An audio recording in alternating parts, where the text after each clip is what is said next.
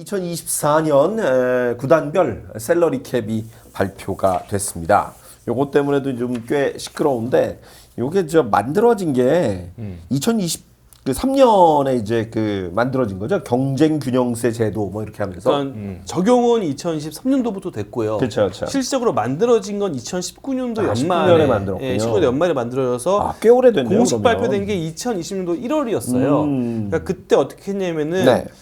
우리가 셀러리 캡을 이거 기준선을 만들어야 된다. 그래서 앞으로 3년 동안 구단들이 낸 금액을 이제 봐가지고 여기에 맞춰서 결정가지고 한 게 이제 연봉 상위 40명의 금액이 114억입니다. 뭐 또 몇천만 원 쭉 있는데 네네.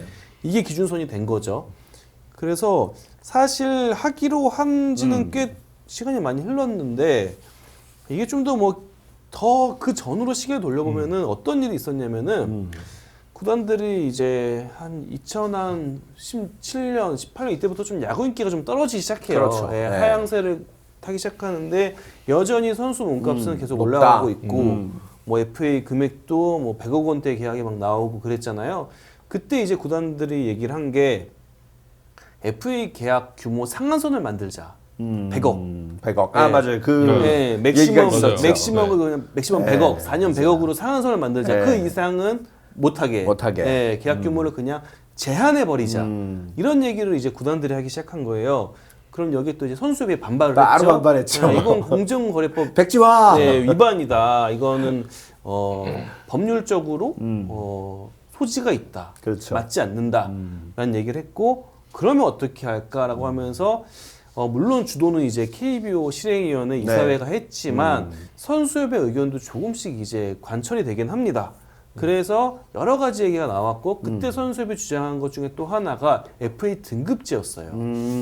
이게 너무 FA 시장이 빈익부 부익빈이다. 네. 그리고 옛날에는 지금은 등급이 있지만 옛날에는 FA 등급이 없어서 진짜 그냥 베테랑 FA들은 그렇죠. 보상 선수 때문에 그냥 영입이 안 됐어요. 그냥 예. 그래서 그냥 고사되는 상황이 예, 생겼죠. 예, 은퇴 위기에 처하고 이런 경우가 많았거든요. 그래서 어찌 보면 좀 딜을 한 거죠. KBO와 선수협이 등급을 그래, 받고 등급제 받아줄게. 그 대신 그래 100억 상한제는 없애자. 너네가 이거는 뭐 위헌의 소지가 있다. 그 대신 샐러리 캡을 넣자. 네. 이렇게 지금 진행이 된 겁니다. 그러면서 2017, 18, 19년도 한창 이런 얘기가 나왔고 결과적으로 2020년도 1월 첫 이사회에서 네. 샐러리 캡 제도가 확정이 된 거죠.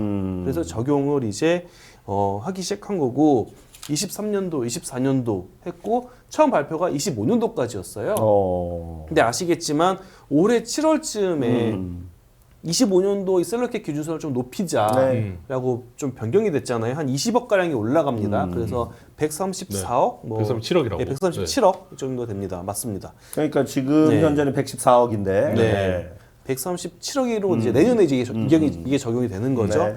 그랬는데 이거를 두고도 좀 진통이 있었어요. 그러니까 지금 뭐 관계자들 얘기 들어보면요, 이 샐러리 캡 지금 이름도 바뀌었죠. 이때 이제 경쟁 균형세로. 네, 그렇죠. 경륜. 이건 그냥 메이저리그 명칭 그대로 따라온 겁니다. 맞아요. 네, CBT 이거를 그대로 네. 따온 건데 구단마다 입장이 너무 달라요. 네. 기본적으로 어떤 구단은 모기업 그룹의 상황이 좀 여유가 많아. 그렇죠. 얼마든지 좀 네. 야구단에 투자를 할 수가 있어. 이런 팀이면은 당연히 좀 뭐 상한선을 올린다든지 아니면 폐지한다든지 이런 생각을 할 테고 좀 사정이 안 좋아. 기업 사정도 안 좋고 야구단에 지원하기가 좀 빡빡해. 그러면 유지를 원하겠죠. 근데 이게 좀 재밌는 게 이게 또 시간마다 달라요. 맞아요. 예를 그룹이 들면 상황에 따라. 2019년도에는 어느 그룹이 좀 안 좋았는데 지금은 또 괜찮아졌어. 그렇죠. 그리고 또 2019년도엔 괜찮은데 지금 좀 안 좋아. 이런 경우가 있고 그래서 이건 정말 뭐 실행위원회가 열릴 때마다 이사회가 열릴 때마다 굉장히 좀 진통이 큽니다. 그쵸. 예, 구단마다 네. 좀 주장이 다르고. 근데 전 근본적으로 좀 생각해 볼 부분은 이거라고 봐요. 처음 이 샐러리 캡 제도 경쟁 균형세를 그렇죠. 이제 제정을 할 때 그 시기에 한창 논의했던 분들 사장님들. 그때 19단 사장님들 그리고 KBO 총재님 지금도 안 계십니다. 다들 바뀌셨죠. 네, 다들 네. 싹 갈린 거죠. 아무도 안 계십니다. 예, 아무도 안 계시는데 그때 만든 제도를 굳이 지금 막 이어갈 필요가 있나? 네. 라는 생각이 들고 어찌 보면 이 부분이 KBO의 좀 한계점이 아닌가. 총재도 뭐 그렇죠. 바뀌고 계속 바뀌죠. 특히 구단 대표이사는 2, 3년마다 거의 바뀌고 거의 매번 바뀌어요. 그룹에서 계속 네. 찍어주는 분들이 계속 돌아가면서 네. 거의 맥시멈이 거의 3년이신 것 같아요. 네. 그래가지고 그때 만든 제도를 굳이 지금 이어갈 필요가 있나? 그리고 그때는 야구 인기가 하향세였는데 그렇죠.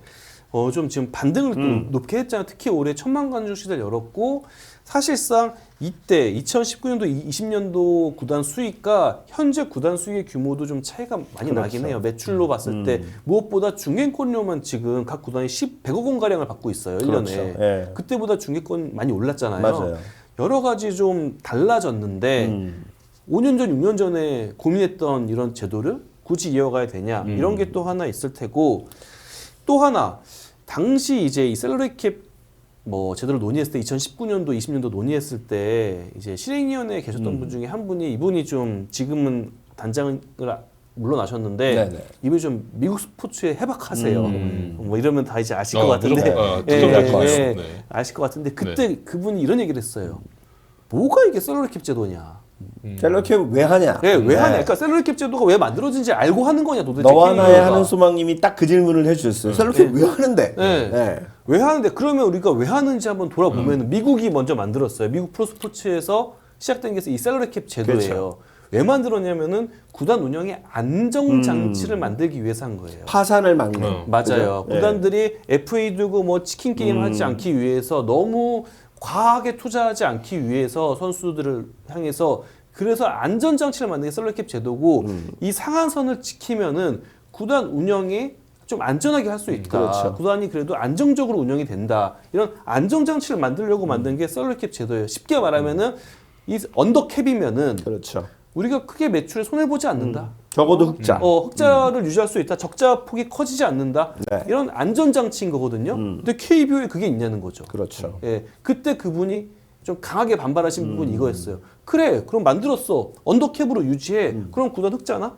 구단 운영하는데 문제 없어져? 미국은 이걸 위해서 셀러캡을 그럼요. 만든 건데 네. KBO는 그럼 뭘 위해서 셀러캡을 만든 거야? 이 얘기를 굉장히 많이 하셨어요. 맞아요. 이게 지금 좀 모호한 게 오늘 보도자료도 나와 있는데 KBO는 리그 전력 상향 평준화와 지속적인 발전을 위해 이 제도를 만들었다고 했거든요. 근데 이 말도 좀 모호한 부분이 있어요.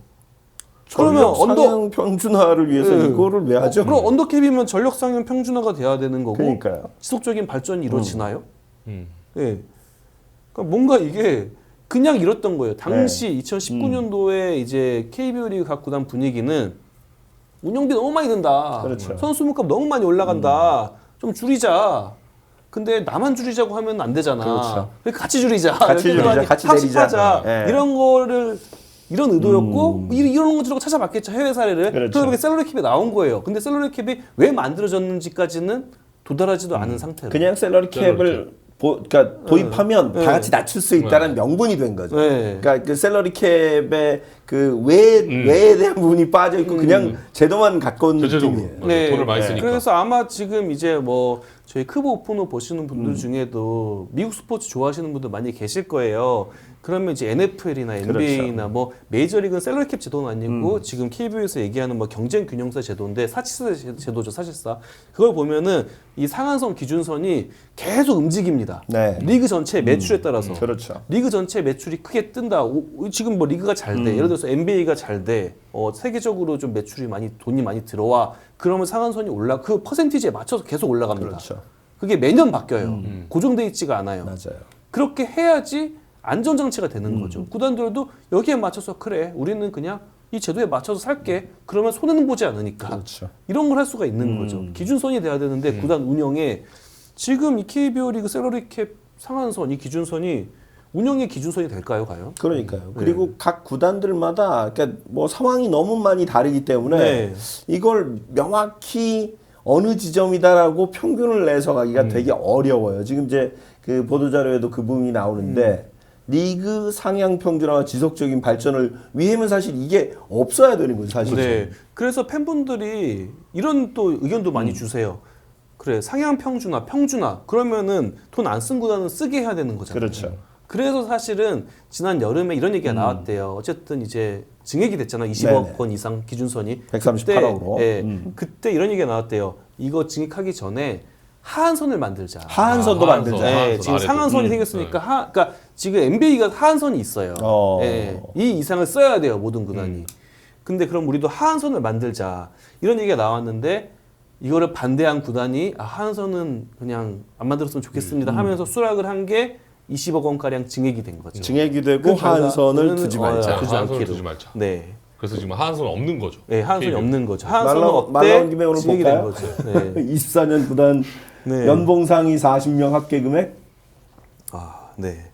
그 그러면서 연봉 금액을 보면 네. 예, 상한선은 있어요. 그래서 LG가 결국은 이제 네. 뭐 말씀드렸던 대로 이미 그 금액을 넘었잖아요. 114억을. 그래서 이제 경쟁 균형세 내기로 24억을 넘었기 때문에 내기로 네. 했는데 하한선이 없기 때문에 지금 네. 가장 밑에 있는 팀은 이런 정도로 팀을 운영을 하고 있습니다. 제가 알고 있기로는 셀러리 캡 제도, 셀러리 캡 시스템이라고 명명된 미국 프로스포츠에서는 다 하한선이 있어요. 네. 근데 메이저리그는 없어요. 셀러리 캡 제도가 아니에요. 그냥 경쟁 균형세 네. 사치세 그렇죠. 제도예요. 그래서 사실 메이저리그도 보면은 이런 어마어마한 차이가 나긴 합니다. 나죠. 소위 말하는 빅마켓과 뭐 오클랜드라든지 마이애미라든지 이런 스몰마켓에 그 팀 페이롤 차이가 어마어마하게 많이 나요. 우리나라보다 더 심해요, 거기는. 그렇죠. 거의 뭐 비교도 안 되게 차이가 큰데 이런 거 보면은 좀 제도가 좀 너무 좀 두루뭉실하다. 좀 그런 생각이 많이 들기도 하고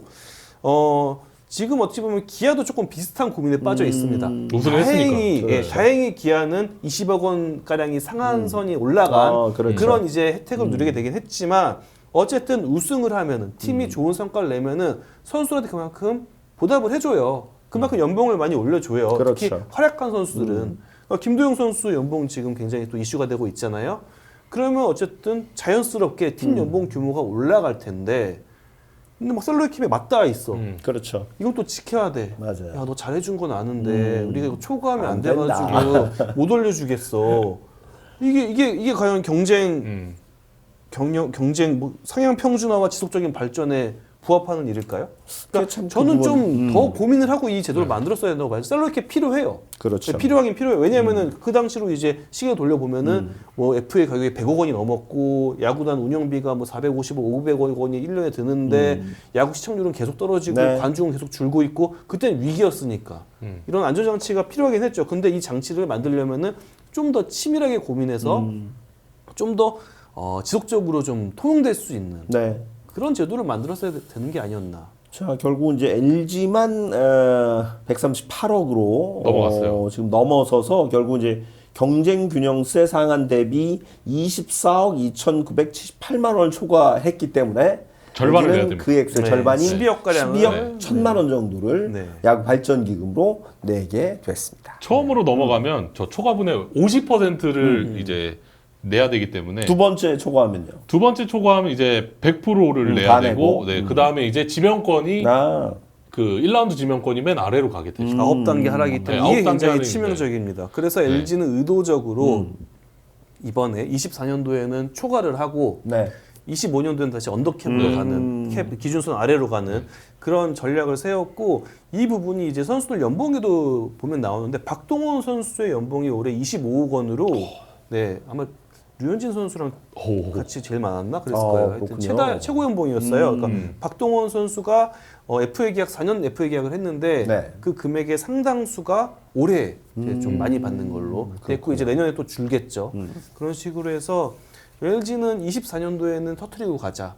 그리고 25년도에 다시 아래로 낮추자. 낮추자. 그래야 이제 지명권이 네, 없어지니까 그렇죠. 손해를 피할 수 있으니까 그렇게 해서 아마도 LG가 어쨌든 선례를 남겼어요. 네. 다른 좀 구단들 좀 그래도 돈을 쓰려고 하는 구단들도 넘더라도 한 번만 이렇게 넘기고 다시 내려가는 그런 전략을 취하지 않을까 싶고 SSG가 이 셀러리캡 제도가 시행되기 전에 그러니까 시행하려고 확정은 났지만 예정은 됐지만 되기 전에 그 상위 40명 합계 금액이 200억 원이 훌쩍 넘은 적이 있어요. 그렇죠. 예. 그때 이제 전략적으로 한 게 김가현 선수를 데려오면서 연봉 81억 원. 예, 한 해에 한 몰아주는 해. 거죠. 그러다 다음에 이제 셀러리캡 제도 본격적으로 시작될 때 확 낮추는 그런 전략을 했는데 아마 이제 좀 전략적으로 움직여야 될 것 같고 어찌 보면 이것도 좀 총극이긴 해요. 맞아요. 근데 막 몰아주기 하고 막 이런 것도 그래서 메이저리그 보면은 이거를 그 평균치로 계산을 때리거든요. 전체. 예, 만약에 네. 뭐 4년 80억 계약하면 그냥 다 그냥 20억 원씩으로 그렇죠. 잡아버려요. 네. AAV 이렇게 해서.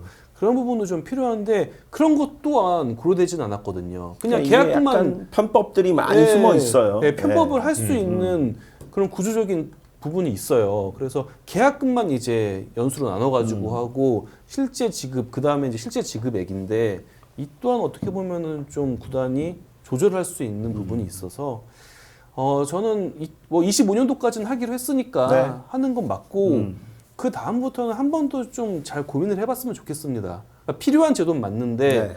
실효성이 있나? 정말 이 그러니까요. 제도가 리그 전력 상향 평준화와 지속적인 발전을 이끌고 있나? 이거에 대해서는 좀 고민이 필요해 보여요. 맞아요. 어떤 분이 지금 그 말씀 해주셨는데 메이저리그와 크보는 규모와 방식 자체가 좀 많이 다르죠. 네. 예. 그러니까 좋은 건 우리가 이제 반드시 도입을 해야 되는데 좀 한국 그 상황에 맞게 맞아요. 네. 팀 상황에 실정. 맞게 적용을 할 필요가 있지 않나 이런 생각이 듭니다. 그리고 이제 결국 이 부분의 원초적인 이야기는 거의 지금 그 9개 구단이 그룹 소유잖아요. 네. 그러다 보니까 이제 그룹의 지배력을 좀 뭐 아예 없앨 수는 없겠습니다만 자생력을 가지면서 그런 부분을 좀 완화해서 자생적인 그 자생력을 갖고자 하는 그런 부분도 굉장히 큰 맞아요. 거잖아요. 결국에는 리그가 뭐 수익이 많아야 돼요. 맞아요. 매출을 잘 올려야 되고 야구 외적으로도 그러니까 올해 기아가 진짜 이 구단 상품 판매가 역대급을 맞아요. 찍었어요. 그렇죠. 그러니까 이런 얘기도 있어요. 이런 흐름이라면은 산업화 불가능하지 않다. 할 수 있다. 이런 지금 분위기 흐름은 만들어졌거든요. 그래서 2019년 18년도와 지금은 또 많이 상황이 다르니까 네. 지금 상황에 맞춰서 한번 제대로 고민해봤으면 좋겠습니다. 맞아요. 이게 셀러리 캡 문제는 뭐 일단은 LG가 그 넘어갔다. 상한액을 넘기면서 네. 저는 그 부분도 좀 눈에 띄지만 거기에 절반에도 미치지 못하는 네. 팀도 좀 문제가 있다. 지금 현재 상황을 놓고 네. 보면 그 부분도 좀 짚고 넘어가고 싶네요. 뭐 26년도부터 올인한다고 하니까 네. 그때는 좀 뭐 지켜봐야 돼. 네, 그때 뭐 정말 FA 시장에 큰 손 역할을 한다면은 또 달라질 수 있는 거죠. 그래서 좀 뭐 봐야 될 것 같습니다.